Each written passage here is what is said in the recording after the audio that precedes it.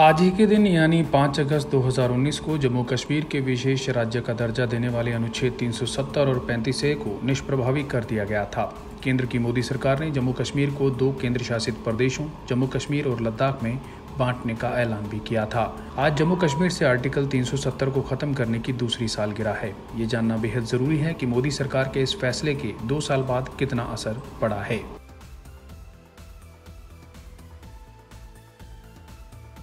आतंकवाद को दरकिनार कर युवा पीढ़ी काम धंधे में जुटने लगी है। ज्यादातर युवा देश सेवा के लिए भारतीय सेना का रुख कर रही हैं। पिछले दिनों सेना में भर्ती होने के लिए कश्मीर और जम्मू से बड़ी बड़ी कतारें देखी गई। लड़कियां भी महिला बटालियन में भर्ती हो रही हैं।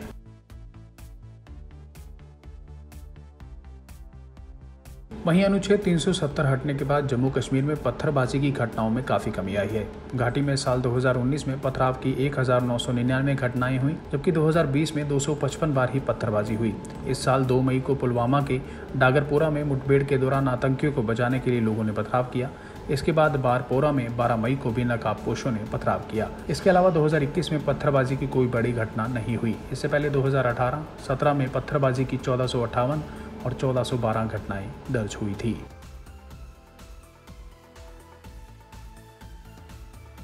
जम्मू कश्मीर में स्थानीय निवासी बनने के नियमों में बदलाव करते हुए दूसरे राज्यों के ऐसे पुरुषों को वहां स्थायी निवासी बनने की व्यवस्था की गई है जिन्होंने जम्मू कश्मीर की लड़की से शादी की हो।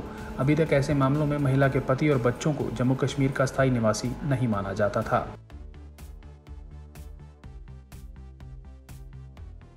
केंद्र सरकार ने घाटी से बाहर के लोगों को कश्मीर में गैर कृषि योग्य जमीन खरीदने की अनुमति दे दी है। पहले सिर्फ जम्मू कश्मीर के लोग ही ऐसा कर सकते थे।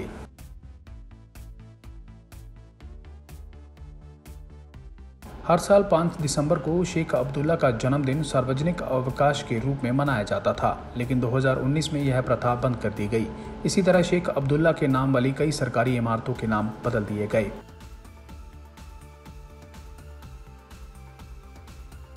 राज्य सरकार ने नई नीति लागू करते हुए ये आदेश पारित कर दिया कि पत्थरबाजी और दूसरी राष्ट्र विरोधी गतिविधियों में शामिल होने वालों को पासपोर्ट आवेदनों की जांच और सरकारी नियुक्तियों में कोई सुरक्षा एजेंसियों से हरी झंडी नहीं मिलेगी।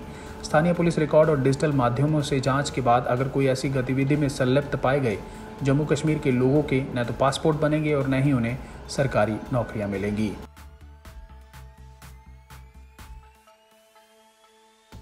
जम्मू कश्मीर में परिसीमन भी किया जा रहा है ताकि सभी को बराबर का हक मिले। कश्मीर को अपना और जम्मू कश्मीर का हक मिले। यहां आने वाले समय में काफी बदलाव होगा। केंद्र सरकार कश्मीर में युवाओं को रोजगार देने का प्रयास भी कर रही है। इस बाबत परिसीमन आयोग की प्रक्रिया जारी है।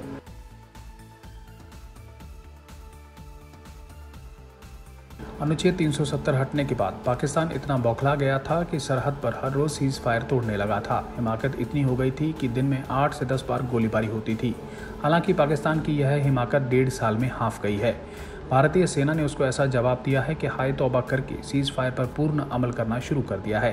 यह नतीजा है कि पिछले 6 महीने में सरहद पर 1-2 बार ही सीज फायर तोड़ा गया है।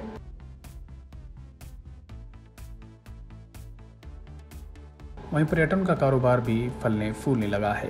पर्यटन कारोबारियों का कहना है कि इस साल शुरू में काफ़ी सैलानियों ने घाटी का रुख किया। पहलगाम में पर्यटन से जुड़े फयाज और जावेद अहमद का कहना है कि जनवरी-फरवरी में बड़ी तादाद में पहुंचे पर्यटकों ने उम्मीद जगाई है।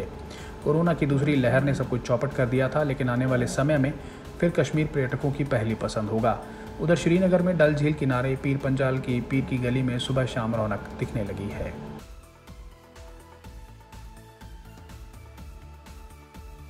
वहीं एलओसी पर संघर्ष विराम के 6 महीने पूरे होने पर राजौरी और पुंछ में लोग शांति बने रहने की प्रार्थना कर रहे हैं।